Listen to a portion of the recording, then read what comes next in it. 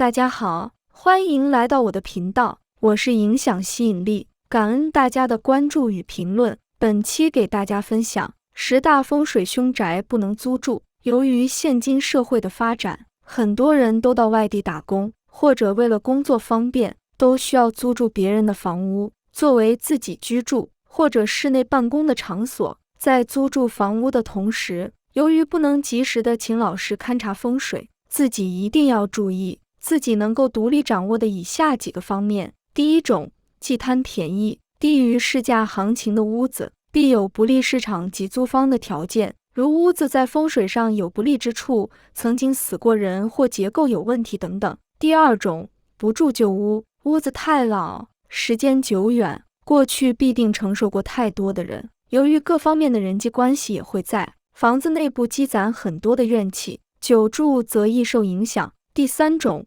不见符纸，屋内如果看见符纸，判断是求财吉祥的，还是避煞驱鬼的。如果是压煞驱鬼的，不管房东如何托辞，最好都不要住进去，以免惹祸伤身。第四种，不临病家，如屋内有严重的病人，或与房东合住，房东家中有人久病或重病之人，最好都不要搬进去住，免得惹晦气，衰气上身。第五种，不合风水，如果风水方位有很多问题，也不宜租住，例如窗前有天斩煞、隔角煞、探头煞、千之眼等，室内有穿心煞、横梁煞等，门前有路冲对冲、反弓水等，都不太适合居住，以免影响自己事业的发展。第六种，不靠坟场，屋宅最好不要靠着坟场墓地，最好要有1公里以上的距离，最好不要有昏暗的狭窄过道，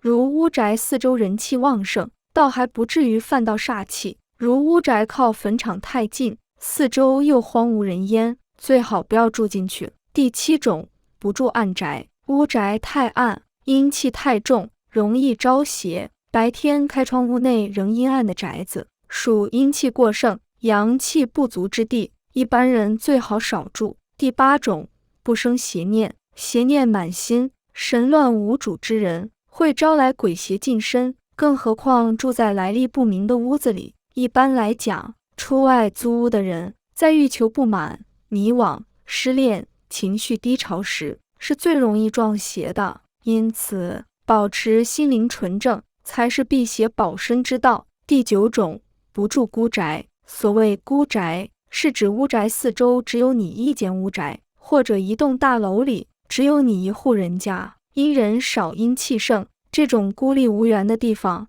也不利于居住。第10种，不靠深山恶水，租屋最好不要在深山恶水边，就连污水和臭水沟也要躲开，因这些地方容易聚集死于意外的孤魂野鬼。就地势来说，也是阴气胜过阳气的地方，除非是一家人共住，否则单人独住易招邪物。这10种风水格局在租房时一定要注意，避免给自己招来破财或者有损健康的能量场。